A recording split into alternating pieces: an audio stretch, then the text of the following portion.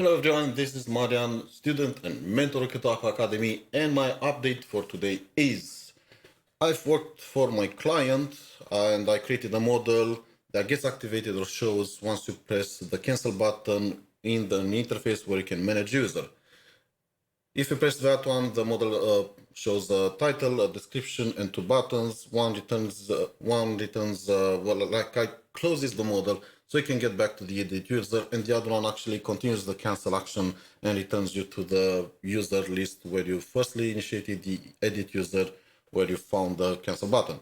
On top of that, I've also worked on some tests, and for those tests are more or less for getting hired / finding a client. We'll see what comes out of it.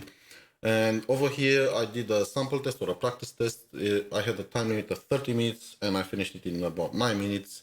It was quite an interesting warm-up. And then I actually did the real test, which I had a time limit of 2 hours and I finished it in 1.5 hours. On top of that, in this test, I had, it was composed of 2 requirements. One was on React.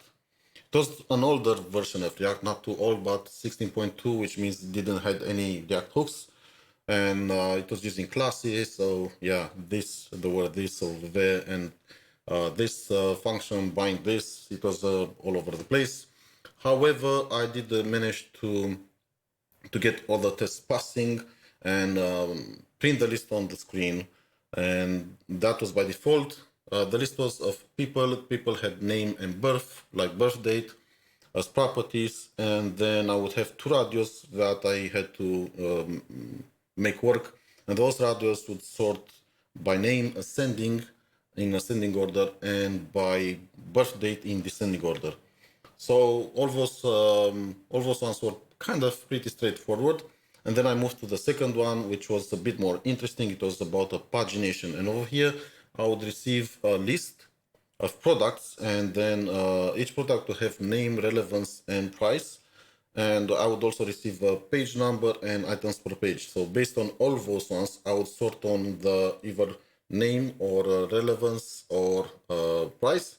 And then I would return based on the page number and items per page, the names of the products that would be, let's say, needed to be presented on that page.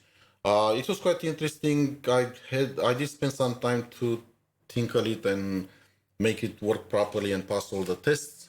So far, I'm happy about it. I do not have any blockers for today. So who's next in the stand-up update?